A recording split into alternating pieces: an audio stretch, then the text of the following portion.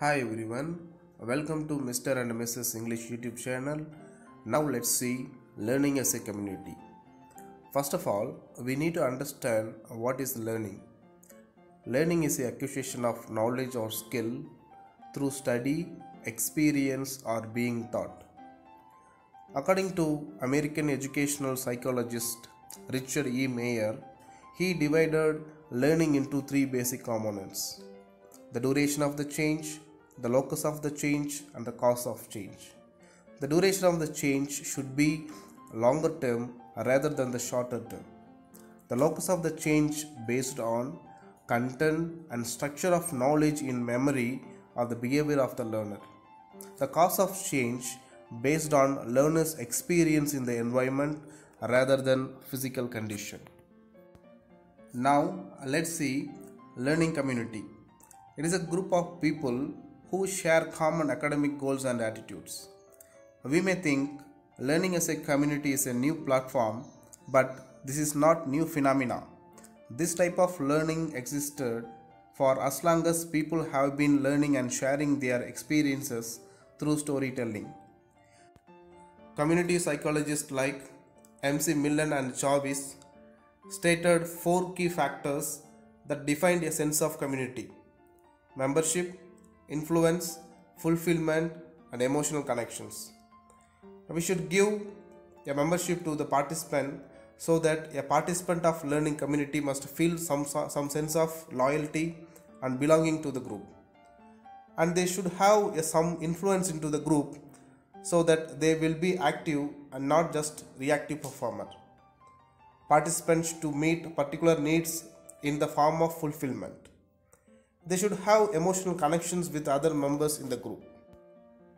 Talking about history of learning as a community, Ruth and Lee introduced the concept in 1984 in Evergreen State College. Barbara Lee Smith restructures the curriculum and the time and space of the students. Their main intention is linking courses for greater curricular coherence and active teaming. 5 basic non-residential learning community models are linked courses, learning clusters, freshman interest groups, federated learning communities, coordinated studies. Next we will see what does a learning community do. It connects people. People can share their ideas and results and learn from each other, and communities may work together in person and virtually. And it sets goals and measures for collective progress. It enables shared learning. Both successful and unsuccessful experience can be shared here. It supports distributed leadership, a wide range of leadership roles and skill build opportunities. It accelerates progress towards impact at scale. It's a fast cycle learning progress, and it measures results to understand for the betterment of results in future. Next is online learning community. It's a public or private destination on internet that facilitates peer-to-peer learning. People share knowledge via textual discussion, audio, video, or other internet supported media. This is a platform for skills and language exchange. There are the two types of online learning communities: e-learning and blended learning.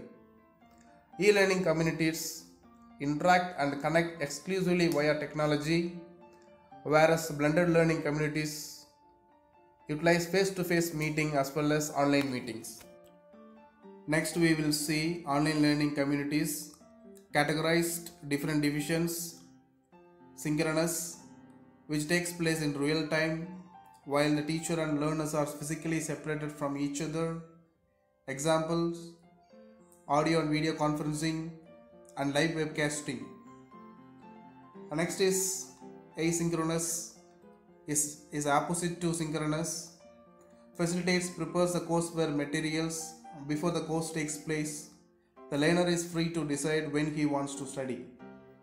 For examples: web-based training or computer-based training. And next is course management system, CMC. It's a collection of software tools for online course interactions. Example: NPTEL or MOOC courses. Next is blog writings. It is a discussion or informational website published on the World Wide Web.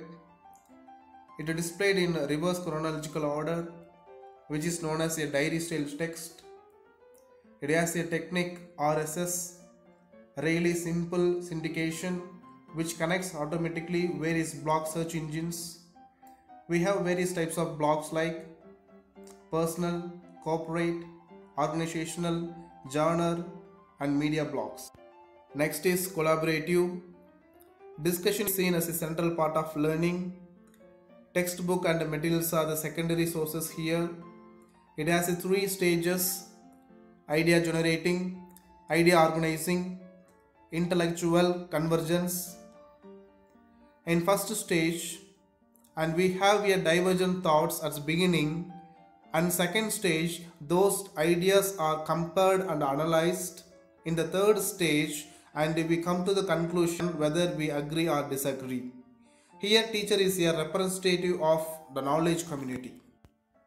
We have many online universities which are offering free and paid online courses. For example, in India we have IGNOU, Indira Gandhi National Open University. Next is social learning. It's acquiring new behavior by observing and imitating others. It is a forced observation and learning via online social learning. Example, YouTube videos.